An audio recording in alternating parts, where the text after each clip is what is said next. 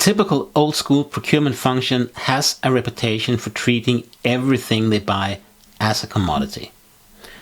Most procurement functions in large companies have evolved and are now much more advanced than that.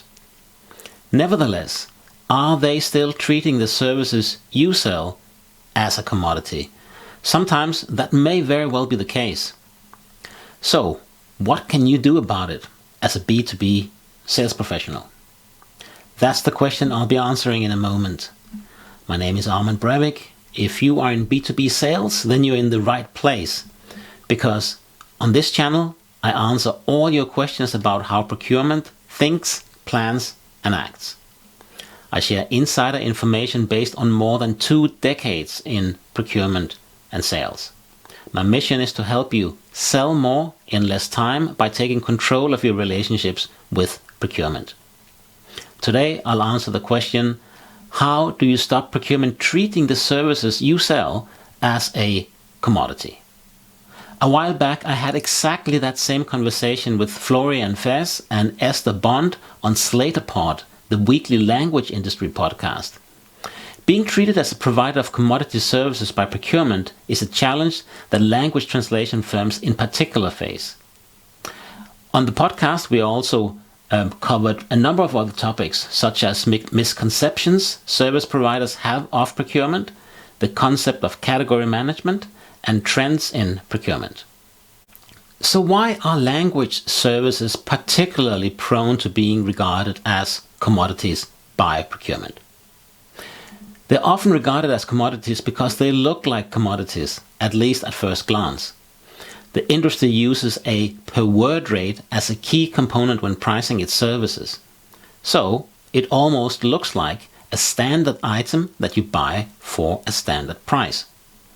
Then there's the fact that there are thousands of translation agencies out there. And on the surface, they appear to be offering more or less the same thing. So procurement professionals can be forgiven for concluding that we are talking about a commoditized market here. However, if you are a vendor or a user of translation services, you know better. It's not a commoditized market. There are many other variables than the per word rate to take into account when determining the total cost of a translation service. And when you dig deeper, you'll see that what vendors are offering is often not directly comparable. But the average procurement professional doesn't know that. And because they don't know, it falls upon you as a salesperson to educate procurement. You may not be in the translation industry, but if you're facing a similar challenge of your service being considered as a commodity, then you need to paint a much more accurate picture for procurement. And you may wonder now why procurement professionals don't already have an in-depth understanding of all the dynamics in your industry. Well, what you sell may not be at the top of the list of what procurement buys, and therefore their level of knowledge will be shallow. Translation services, for example, are typically a small part of the category that a procurement professional is looking after.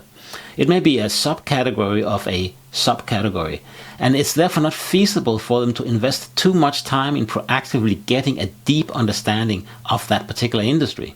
It's much easier to take a quick look at it, notice a few characteristics, and conclude that it's a commodity. What I sometimes hear from B2B salespeople is that they do educate the procurement professional who eventually realizes that the service on offer is not a commodity. But then a new procurement person takes over and you are back to square one. There doesn't seem to have been much going on in terms of a handover, so that education process, they need to start all over again. And that's just the nature of the beast when it comes to procurement. People move around to advance their careers.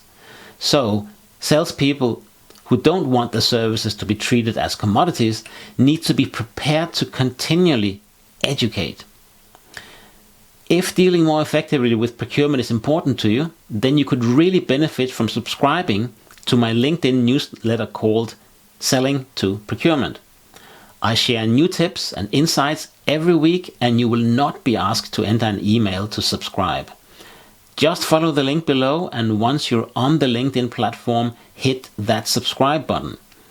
If you like this video, don't forget to share, like, and subscribe.